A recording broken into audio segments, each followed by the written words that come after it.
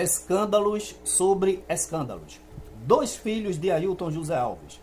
Um acusado de adultério, de ter um filho fora do casamento. E para isso está aí nas redes sociais. Vocês vão ver agora, inclusive, o escândalo que isso vem causando há 20 anos e ele não faz nada.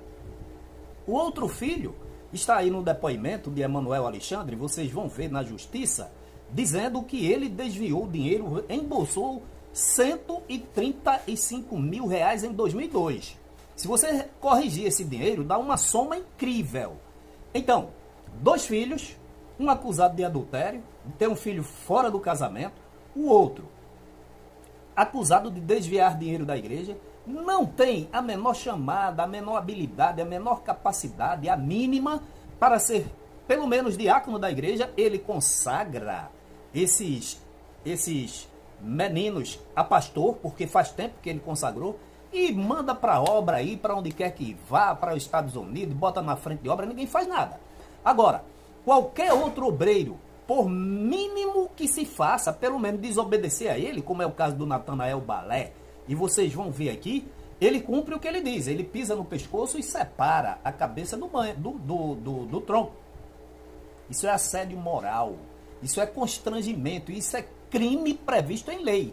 Agora, esses homens merecem isto, porque vocês vão ver aí no desenrolar dessa postagem que eles merecem muito mais do que isso. Após uma acusação por parte de adultério do vice-pastor presidente, o Ailton Júnior, lá da Assembleia de Deus de Pernambuco, o seu pai, obviamente, por questões de pressão, né, teve que afastar o filho da vice-presidência do estado de Pernambuco.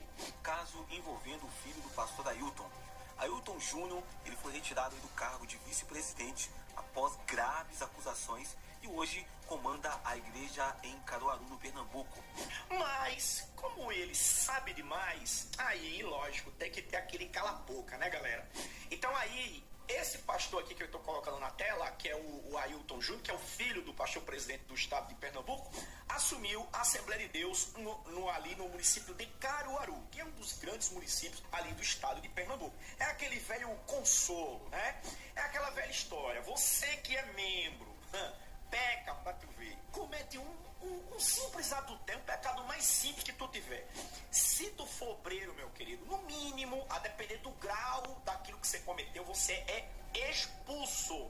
Mas, como se trata do filho da autoridade maior das Assembleias de Deus do estado de Pernambuco, e alguém que sabe demais, porque quem está na vice-presidência, 75 mil de salário médio, como a gente viu no vídeo anterior, então esse cara sabe demais. Então, se você disciplina alguém que sabe demais, essa pessoa pode abrir a boca e comprometer os demais. Não é só o pastor presidente, é toda uma convenção que recebe para ficar, olha, de bico calado. Agora aqui eu gostaria de fazer uma pergunta ao filho do gestor Ailton José Alves, o Ailton Júnior.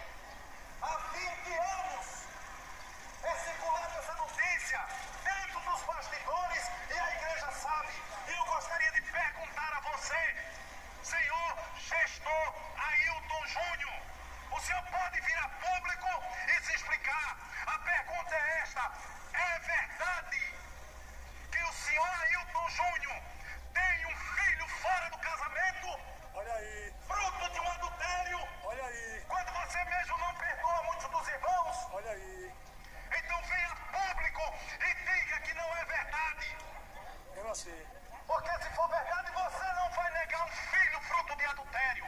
Mas esse cidadão, quando a gente fala esses desvios de conduta que acontecem na igreja, ele nos trata como se fossem animais, com muita brutalidade. Ele é muito arrogante, ele se acha o dono da verdade. E isso nos constrangeu muito, muito mesmo, durante muitos anos. E eu vi muitas coisas acontecendo. Por exemplo, o filho dele desviou dinheiro da igreja. Um diácono pobre de uma comunidade, quando pegava uma oferta, às vezes de 10, 15 reais, sofria reprimenda. Mas o filho dele, no ano de 2000, quando levou 135 mil da igreja, qual foi o prêmio de consolação? Foi enviado para os Estados Unidos como pastor.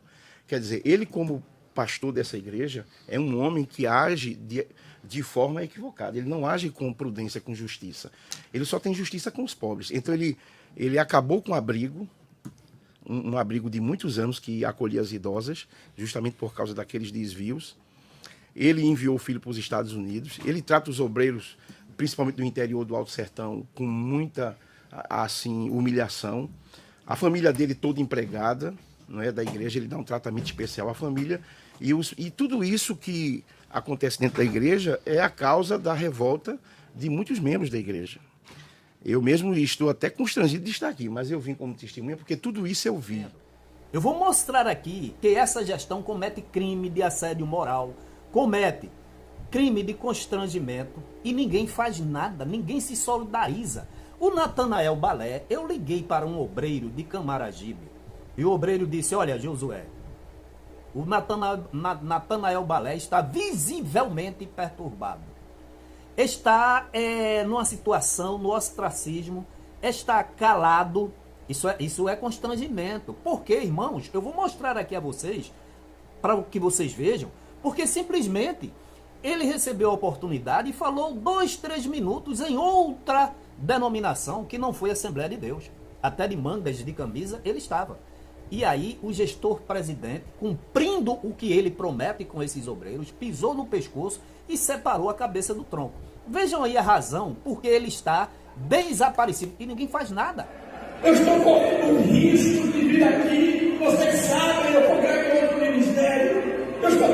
Deus está quebrando o protocolo, a regra,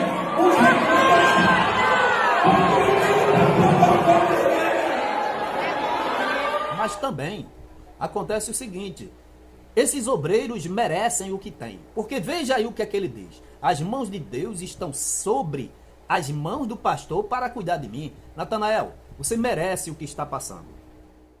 Eu sinto a mão de Deus sobre a mão do pastor cuidando de mim e da minha família. Eu sinto a mão de Deus sobre a mão do pastor cuidando de mim e da minha família. Olha, irmãos, constranger alguém é crime previsto no Código Penal. Assédio moral é crime. A Constituição Federal, em seu artigo 1º, garante o direito à completa e inviolabilidade da dignidade humana. Eu estou aqui, eu não sou advogado, né? E assim eu queria que os estudantes de direito, evidentemente, advogados, promotores, juízes, avisassem a esse gestor presidente que ele está pondo em risco a grande instituição evangélica Assembleia de Deus. Por quê? Eu estou aqui com o decreto-lei número 2848, de 7 de dezembro de 1940. É um artigo do Código, sobre o Código Penal, irmãos. Diz assim, olha, no capítulo 6, dos crimes contra a liberdade individual, dos crimes contra a liberdade pessoal, constranger alguém mediante violação ou grave ameaça, ou depois de lhe haver reduzido por qualquer outro meio a capacidade de resistência, a não fazer o que a lei permite ou a fazer o que a lei não manda, dá pena detenção de 3 meses a 1 ano, ou multa. Já o decreto-lei número 1, de 21 de outubro de 69, diz assim: dos crimes contra a pessoa, dos crimes contra a liberdade. Seção 1, dos crimes contra a liberdade individual. Constranger alguém mediante violência ou grave ameaça, ou depois de lhe haver reduzido por qualquer outro meio a capacidade de resistência. Está replicando, né, o que eu li lá em cima.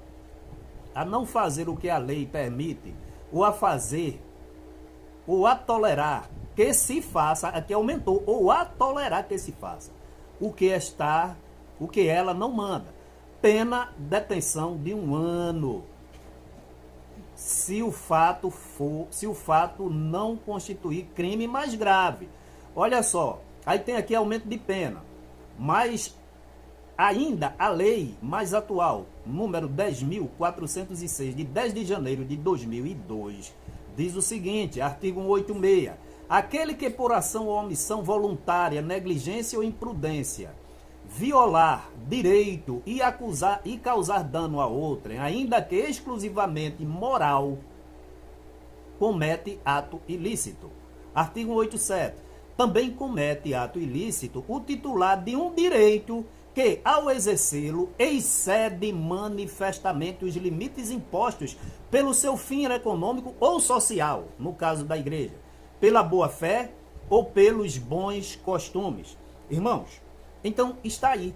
O que não somente o Natanael Balé está sofrendo, como muitos obreiros vítimas do despotismo dessa atual gestão, é crime, é assédio moral, é constrangimento. Isso, além de dar cadeia, dá multa.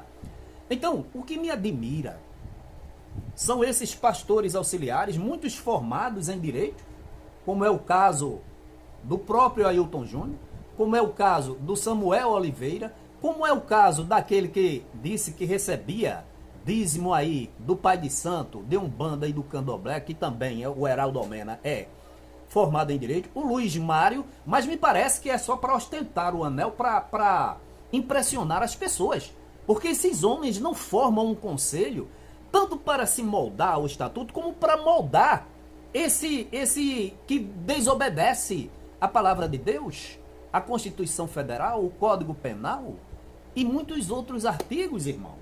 Então é um grande absurdo. E aí eu pergunto, vocês acham que Deus, que é justo, que é reto, está aprovando essa administração? Ou vocês estão vivendo como uma sociedade, como um negócio, como um clube, como uma associação qualquer? Então não se engane. É por isso que Jesus disse, olha, 5 eram prudentes e 5 eram virgens loucas. Vocês devem fazer por onde se enquadrar na palavra de Deus e deixar de estar vivendo como as virgens loucas e enganando uma grande parcela dessa igreja, enquanto os auxiliares dessa gestão nada, absolutamente nada fazem. Que Deus em Cristo a todos abençoe.